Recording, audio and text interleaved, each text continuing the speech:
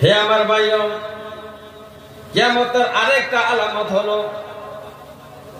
হযরত আনাস রাদিয়াল্লাহু তাআলা আনহু এই হাদিসটা বর্ণনা করেছেন।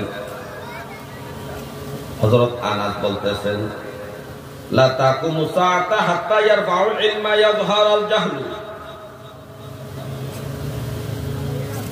হযরত আনাস বলেন, হে জগতের মানুষ শোনো,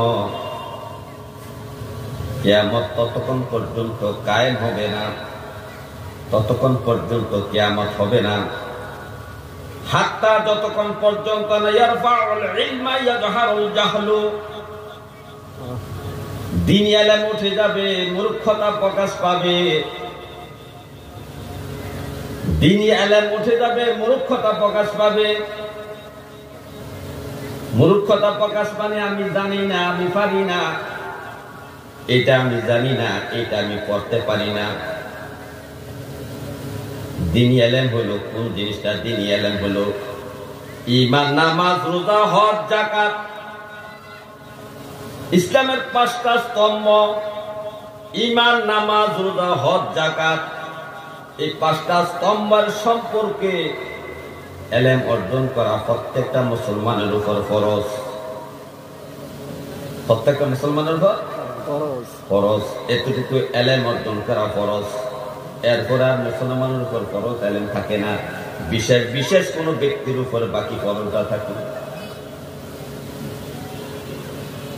হে আমার ভাইও, আজকের বর্তমান সমাজের মানুষের মধ্যে দেখা যায় ইসলামের পঞ্চবেনা সম্পর্কে জ্ঞান নেই, দ্বীনি ইলমটা নেই। যেমন নামাজ সম্পর্কে যদি আসেন, আজকে নামাজের পড়ার নমুনা দেখলে মনে হয় এটা কি নামাজ পড়তেছে না অভিনয় করতেছে। আমরা আজকে দেখে দেখে নামাজ পড়া শিখছি,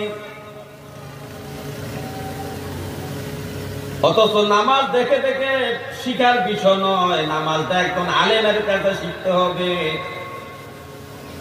কারণ 2 রাকাত নামাজ, এই 2 রাকাত নামাজের মধ্যে 13টা ফরজের আমল হয়, 14টা ওয়াজিবের আমল হয়, অনেকগুলা সুন্নতের আমল হয়।